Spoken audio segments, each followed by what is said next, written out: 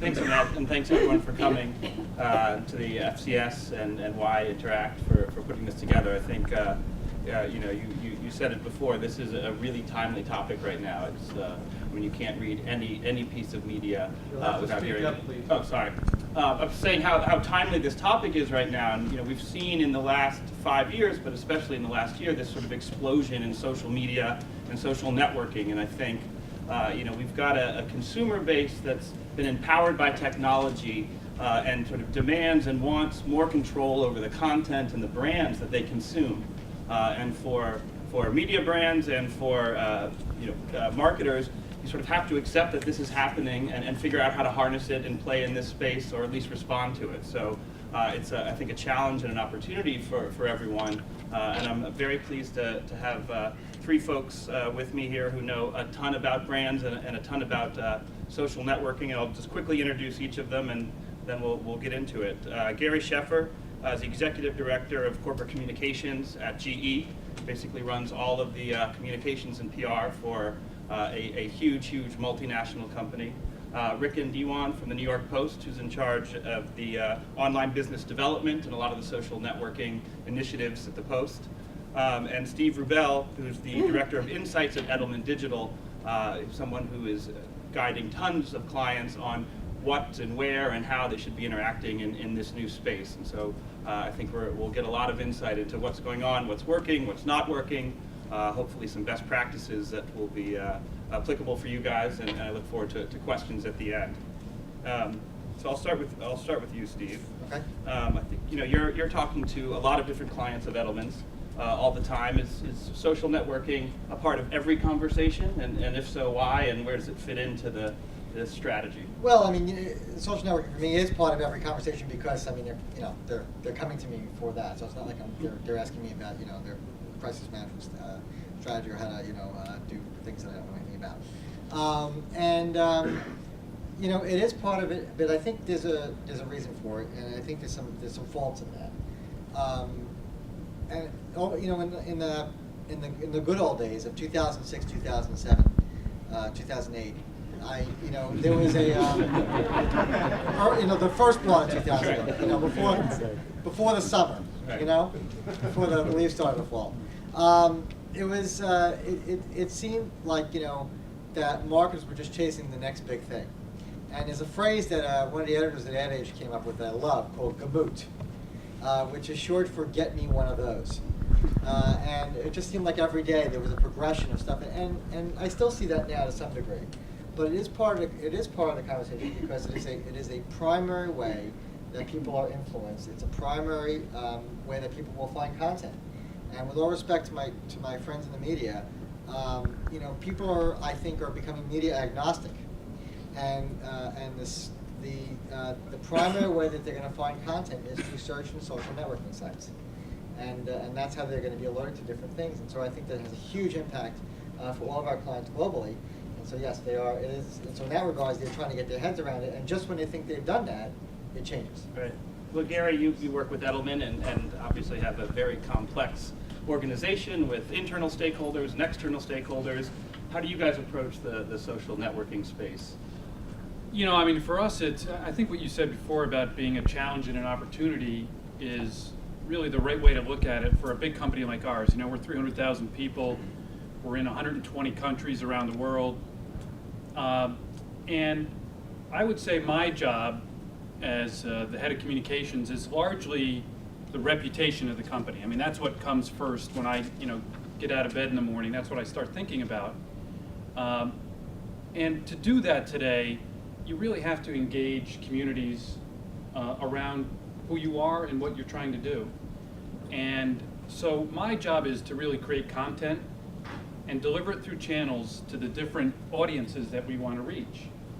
And so I am, to Steve's point, I am sort of agnostic about how we reach people, whether it's Twitter or Facebook, LinkedIn, whether it's a story in the Wall Street Journal or just a conference call with our employees.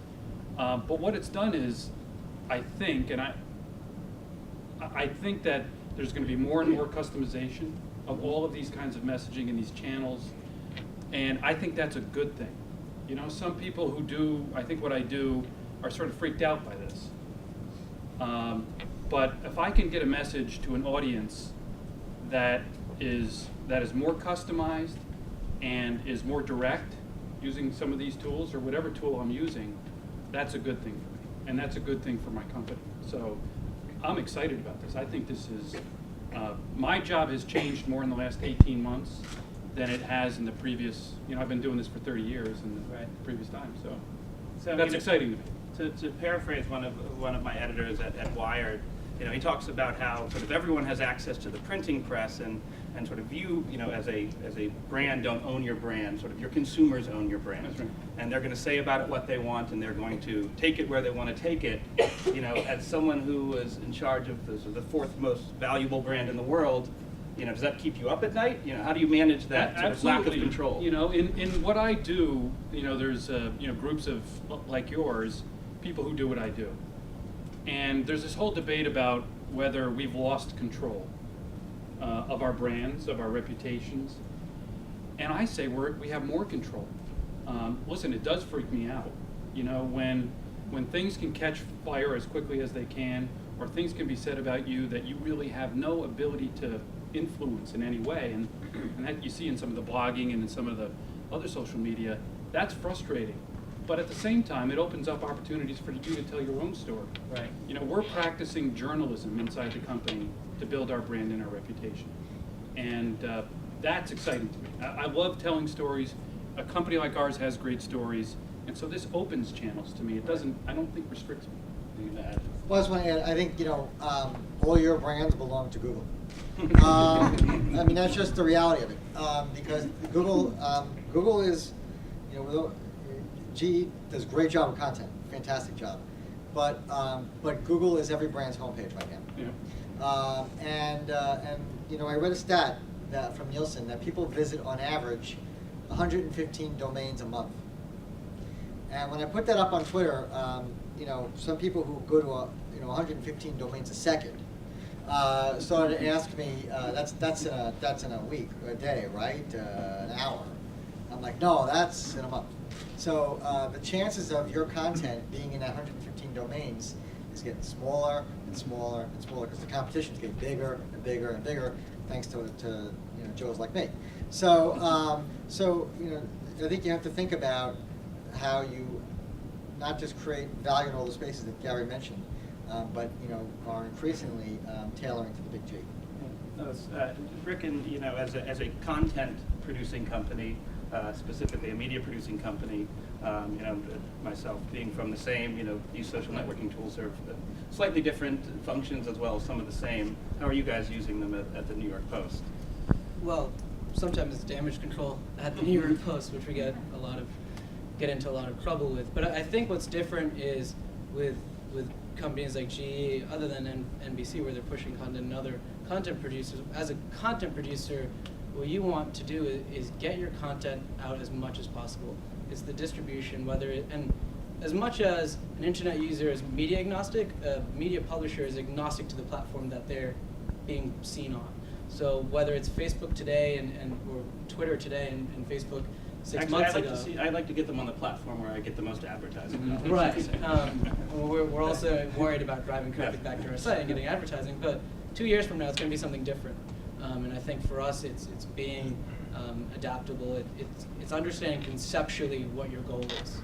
And I think for us the goal there is getting your content in front of eyeballs, getting champions from your consumers, from your readers, from your end user, and making them into brand loyalists, making them cheerleaders for your own brand, which is somewhat different than companies that are branding themselves out there. We're really using it more of as a push, but we do branding efforts as well. I think for an old media company like the Post, which has been around since 1801, 1802 as a daily newspaper, it's the oldest paper in the country, we are ingrained in a very nostalgic culture. We have a print product and we have print editors, and often a kid like me will come in and just be seen as going against the grain and it sounds like sandpaper against a wall. But I think it's just about breaking those down. And once you break those down, you realize it's not just kids.